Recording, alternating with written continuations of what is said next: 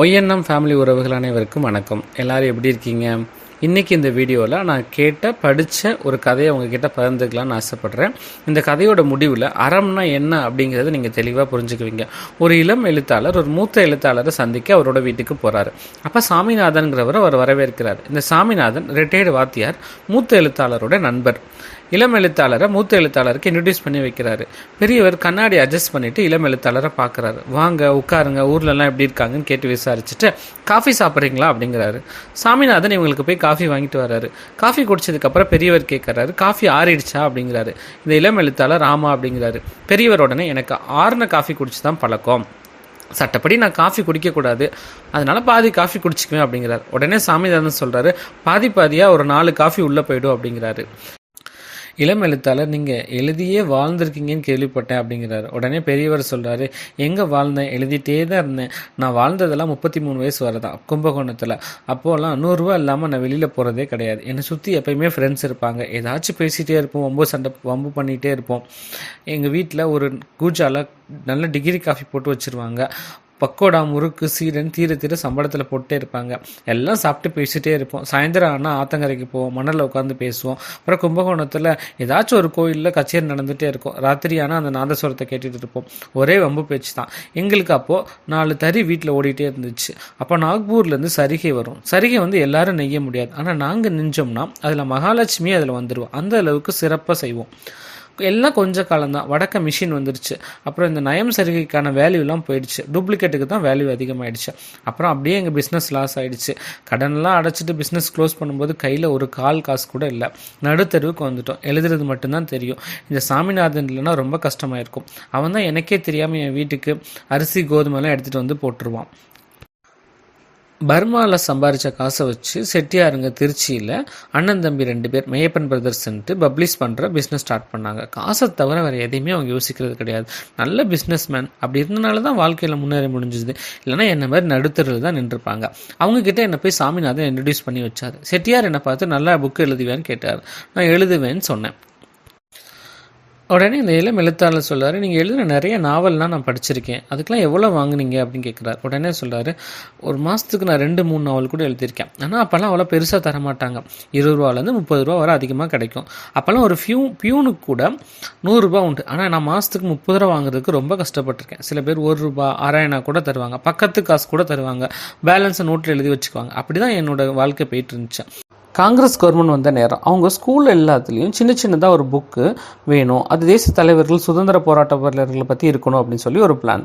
செட்டியார் ஒரு 100 புக்கு நான் அடிச்சுட்டாருன்னு சொல்லி ஒத்துக்கிட்டு வந்துட்டார். எழுதுறதுக்கு தான் ஆள் இல்லை. அவர் என்ன கூப்பிட்டு, ஒரு நாள் எத்தனை புக்கு எழுத முடியும், ஒரு புக்கு எழுதுனா 50 ரூபா, 100 புக்கு ஒரு வருஷத்தில் எழுதி முடிக்கணும், 5000 ரூபா கிடைக்கும் அப்படின்னாரு. இது ஒரு சொன்னதுமே நாள் எங்கள் வீட்டில் நடந்த சண்டை என் ஞாபகத்துக்கு வந்துச்சு. என் வீட்டோட நிலமை ரொம்ப கஷ்டமாக இருந்துச்சு. எனக்கு கிழிஞ்ச சட்டை, கிழிஞ்ச வேஸ்ட்டு இப்படி தான் இருந்துச்சு. நான் ஒரு கோட்டை வச்சு என்னோடய கிழிச்சல்களை மறைச்சிட்டு இருந்தேன். ரொம்ப கஷ்டமாக இருந்துச்சு என் வீட்டு நிலமை. அப்போ என் மனைவி சாப்பிட்டு முடிச்சதுக்கப்புறம் நான் புக்கு எழுதிட்டு இருந்தேன். என்கிட்ட நீங்கள் இப்படியே புக்கு எழுதிட்டு இருந்தால் எப்படி அப்படின்னு சொல்லி அந்த பேடை தூக்கி எரிஞ்சிட்டு, நம்ம பொண்ணை யார் இப்படி கட்டி கொடுக்குறது அப்படின்னு சொல்லி கேட்டான். உடனே நான் கோவத்தில் அவளை அரைஞ்சிட்டேன். அந்த சம்பவம் என் நினைவுக்கு வந்ததும், இந்த செட்டியார் சொன்னதும், உடனே காசு கிடைக்கிதுனோடனே 100 புக்குமே நான் எழுதி தரேன், ஒரு வருஷத்தில் எழுதி முடிக்கிறேன் அப்படின்னு சொல்லி ஒத்துக்கிட்டேன்.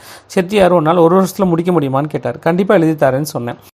இளம் எழுத்தாளர், எப்படி 1 வருஷத்தில் 100 புக் எழுதி கொடுத்தீங்கன்னு ஆச்சரியத்தோடு கேட்டார். பெரியவர், நாய் துரத்தனா ஓடுறதுக்கு என்ன, 3 நாளைக்கு ஒரு புக்குன்னு எழுதி கொடுக்க ஆரம்பித்தேன். ராத்திரி ஃபுல்லாக எழுதுவேன்.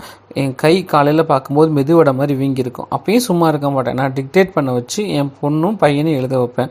புக்கு எழுதுறது மட்டும் கிடையாது, மறுநாள் ப்ரெஸ் ஆஃபீஸில் போய் அதுக்கு ப்ரூஃப் பார்க்கணும். அப்புறம் மதியானம் அங்கே சின்ன கேப் கிடைக்கும், அப்போ தூங்குவேன். அது முடிச்சதுக்கப்புறம் நேராக லைப்ரரிக்கு போய் அடுத்த நாள் புக்குக்கான தேவையான மூல புக்கு எடுத்து அதை படிப்பேன். இப்படியே ராத்திரி ஃபுல்லும் எழுதுவேன், படிப்பேன். இப்படியே என் வாழ்க்கை போயிட்டு இருந்துச்சு. 1 வருஷத்தில் 100 புக்கு எழுதி கொடுத்துட்டேன். ஆனால் எனக்கு கடைசி ஒரு திருப்தி இருந்துச்சு. ஒரு ஆசானா நம்ம பிள்ளைங்களுக்கு தேவையானதை எழுதி கொடுத்துருக்கோம் அப்படிங்கிற ஒரு திருப்தி கிடச்சிது. அப்பப்போ இந்த புக்குக்கான காசு ஒரு 2000 வாங்கிட்டேன். அது போக பேலன்ஸ் ஒரு 3000 நான் செட்டியார்ட்ட வச்சுருந்தேன். ஏன்னா அது என் கையில் இருந்தால் செலவாயிரும்னு அவர்கிட்டே இருக்கட்டும், நம்ம அப்புறமா வாங்கிக்கலாம் அப்படின்னு சொல்லி அதை அவர்கிட்டே இருக்க வச்சுருந்தேன். செட்டியார்ட்ட இருக்க காசை நம்பி தான் நான் என் பொண்ணு கல்யாண ஏற்பாட்டெலாம் ரெடி பண்ணேன். பத்திரிக்கை எடுத்துகிட்டு போய் செட்டியார்ட்ட வச்சுட்டு, நீங்கள் எனக்கு 3000 கொடுத்தீங்கன்னா கொஞ்சம் நல்லா இருக்குன்னு சொல்லி சொன்னேன். உனக்கு எதுக்கு நான் 3000 கொடுக்கணும்னு சொல்லி கேட்டார். ஐயா, அந்த 100 புக்கு எழுதுனேன்ல, அப்போ 2000 வாங்கிட்டு மிச்சம் பேலன்ஸ் உங்ககிட்ட 3000 இருக்கியா, அந்த 3000 கொடுத்தீங்கன்னா கொஞ்சம் நல்லாயிருக்கும். அதை வச்சு தான் நான் இனிமேல் ட்ரெஸ் எடுக்கணும், நகை வாங்கணும், பந்தல்களுக்கு சொல்லணும், சாப்பாட்டுக்கு சொல்லணும்னு சொன்னேன். அவர் அதெல்லாம் என்கிட்ட என்னால் முடியாது, உனக்கு கொடுக்க வேண்டியதெல்லாம் கொடுத்தாச்சு, அதிகபட்சம் 700 வேணால் தரேன் அப்படின்னு சொல்லி சொன்னார். ஆரம்பத்தில் நான் அவர் ஏதோ விளையாட்டுக்கு சொல்லிட்டுருக்காரு தான் நினச்சேன். போக போக தான் அவர் சீரியஸாக சொல்கிறாருங்கிறது எனக்கு புரிஞ்சிச்சு. நீ என்ன பெருசாக எழுதிட்ட, 4 புக்கை படிச்சுட்டு எழுதிட்டு வந்துடுறதெல்லாம் எழுத்தா, ஸ்கூல் படிக்கிற பசங்க கூட தான் எழுதிட்டு இருக்காங்க, சும்மா எழுதுனேன்னு சொல்லாத, உனக்கு கொடுக்க வேண்டியதெல்லாம் கொடுத்தாச்சுன்னு சொன்னார். எனக்கு அப்புறம் என்ன செய்கிறதுனே தெரியல, கண்ணீர் வந்துச்சு.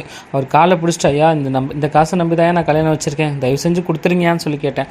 அவர் காலில் விழுந்து காசு வாங்கிட்டு போகலான்னு வந்திருக்கியாடா, வெளியில் போடான்னு சொல்லி என்னை வெளியில் துரத்திட்டாரு. அந்நேரம் உங்கள் தம்பியும் வந்தார். நான் என் காசை என்னோட எழுத்தில் சம்பாரிச்சிட்டு என்னை ஏமாத்துறீங்களான்னு, நீங்களாம் நல்லாவே இருக்க மாட்டீங்களான்னு சபிச்சிட்டேன். உடனே அவங்க தம்பி எங்ககிட்ட சோறு சாப்பிட்டுட்டு எங்களே சபிக்கிறேன்னு சொல்லி என்னை அடிச்சிட்டாரு. அங்கே இருக்கவங்களாம் என்னை ஒரு மாதிரி பார்த்தாங்க. எனக்கு ஒரு மாதிரியாக இருந்துச்சு. ஆனால் எனக்கு என்ன பண்ணுறதுனே தெரியல. நான் அங்கேயே அழுதுகிட்டே இருந்தேன். அன்றைக்கி ராத்திரி ஃபுல்லு இருந்தேன். மறுநாள் செட்டியார் காலையில் கடை திறக்கிற வரை நான் அங்கேயே இருந்தேன். ஆனால் எப்படி நான் அங்கேயே இருந்தேன்னு எனக்கு சுத்தமாக புரியல. அங்கேயே நின்றுட்டு இருந்தேன். அப்புறம் செட்டியார் கடை திறக்க வந்தார். என்னை பார்த்தாரு. என்னை ரொம்ப ஒரு அருவருப்பாக பார்த்தாரு. பார்த்துட்டு, எதுக்குடா இங்கேயே இருக்க, நீ சோத்தை திங்கிறியா வேறு எதுவும் திங்கிறான்னு கேட்டார். ஒரு அப்பனுக்கு பிறந்தாலும் இங்கே நிற்காத, இங்கேருந்து போடான்னு சொன்னார். ஐயா காசு கொடுங்க, எனக்கு நீங்கள் காசு கொடுக்கலாம் சாவுறத தவிர வேறு வழியே இல்லைன்னு சொன்னேன். அப்போ ஆவேசத்தில் ஒரு ரூபாய் தூக்கி எறிஞ்சிட்டு, போடா போய் விஷத்தை குடிச்சு சாவுன்னு சொன்னார். அப்புறம் நான் எங்கே போகிறேனே தெரியல. நேராக எங்கே போகிறதுன்னு தெரியாமல் செட்டியார் வீட்டுக்கு போனேன். அங்கே பெரிய செட்டியாரோட மனைவி பக்கத்து வீட்டு குழந்தைக்கு இட்லி ஊற்றிட்டு இருந்தாங்க. என்னை பார்த்ததும் புலவரே வாங்க எப்படி இருக்கீங்கன்னு கேட்டாங்க. நான் நடந்ததெல்லாம் சொல்லிவிட்டு ஆச்சிட்ட பெரியவர்கிட்ட சொல்லி வைங்கன்னு சொல்லலாம் தான் போனேன். ஆனால் என்னையே அறியாமல் ஒரு பேப்பர் எடுத்து, நான் சரஸ்வதி கடாட்சம் உள்ளவன், என்னை ஏமாத்தின அந்த செட்டியார் குடும்பத்தில் யாருக்குமே படிப்பு வரக்கூடாதுன்னு ஒரு வெண்பா பாடிட்டு அந்த இட்லியை அங்கே செவத்தில் தடவி பசை மாதிரி தடவி அந்த பேப்பர் அதில் ஒட்டிட்டு நான் பாட்டு கிளம்பிட்டேன். எங்கே போகிறதுனே எனக்கு தெரியல. என்கிட்ட இருந்த பழைய வாட்சை விற்றுட்டு ஃபுல்லாக குடிச்சிட்டு மட்டையை எப்படி எங்கே போனே தெரியல, வீட்டில் போய் படுத்துட்டேன். அதே நேரத்தில் என் மனைவியும் சாக போகலான்னு கிணத்துக்குள்ள போய் விழப்போயிருக்கா. அப்போ பக்கத்தில் இருக்கவங்களாம் அவளை பிடிச்சி காப்பாற்றிட்டாங்க. இதுக்கப்புறம் என்ன நடந்துச்சுன்னு எனக்கு தெரியல. அப்புறம் நடந்ததெல்லாம் மற்றவங்க சொல்லி தான் எனக்கு தெரியும். நடந்த எதுவுமே எனக்கு தெரியாது, மற்றவங்க சொல்லி தான் எனக்கு தெரியும். ஒரு வழியாக என் பொண்ணோட கல்யாணம் நல்லபடியாக நடந்து முடிஞ்சுது. 2 செட்டியாரும் 1 பவுன் மோதிரம் எனக்கு பொண்ணோட கல்யாணத்துக்கு கொடுத்து அனுப்பியிருந்தாங்க. அப்புறம் என் மனசு இலகுவாச்சு. அப்புறம் நானும் யோசிச்சு பார்த்தேன், உடனடியாக போய் அவங்ககிட்ட 3000 நம்ம கேட்டிருக்கக்கூடாது, முன்னாடி சொல்லி வச்சுருக்கணும். ஏன்னா 1 லட்சம் கடனில் முதலீடு போட்டு பிஸ்னஸ் பண்ணுறாங்க, சடனாக அவங்களாலையும் காசு புரட்ட முடியாங்கிறத நான் புரிஞ்சுக்கிட்டேன். ஒரு 10 நாள் கழித்து ஆச்சி என்னை கூப்பிட்டு விட்டா. நான் நேராக அவங்க வீட்டுக்கு போனேன். ஆச்சி காலில் விழுந்து மன்னிப்பு கேட்கலான்னு தான் நினச்சேன். நான் அதுக்கப்புறம் ஆச்சி புலவரே வாங்க என்னை வரவேற்தான். ஆச்சி சொன்னால், லட்சுமி இன்றைக்கி வரும் நாளைக்கு போகும் புலவரே, ஆனால் சரஸ்வதி 7 ஜென்மத்துக்கு ஒரு தடவை தான் வந்து பார்ப்பாலாமே அப்படின்னு சொல்லி சொன்னான். நீங்கள் எங்கள் வீட்டு முன்னாடி வந்து அழுது சாப விட்டீங்க, உங்கள் அந்த பாவம் எங்கள் குடும்பத்துக்கும் என் சந்ததிக்கும் வந்துடக்கூடாது புலவரே. நீங்கள் சபிச்சவங்க தான் மன்னிச்சுட்டு மறந்துட்டு என் சந்ததியும் என் குடும்பத்தையும் வாழ்த்தி பாட்டு பாடுங்க புலவரே அப்படின்னு சொல்லி கேட்டா. அவரோட வார்த்தையிலேருந்து அன்றைக்கி வந்த ஒவ்வொரு வார்த்தையும் முத்தாக வந்துச்சு. நாம் கூட எழுதுறதுக்கு முன்னாடி எத்தனையோ தடவை சரியாக வருதான்னு திருத்தி எழுதுகிறோம். ஆனால் அன்றைக்கி ஆட்சி பேசின ஒவ்வொரு வார்த்தையும் முத்தாக இருந்துச்சு. ஒரு தர்ம பத்தினா எப்படி இருக்கணும் எப்படிங்கிறத நான் அன்னைக்கு தான் புரிஞ்சுக்கிட்டேன். அவளை பார்க்கும்போது தான் எனக்கு தெரிஞ்சுது. அதுக்கப்புறம் நான் அவங்க குடும்பத்தை வாழ்த்தி ஒரு வெண்பா பாடினேன்.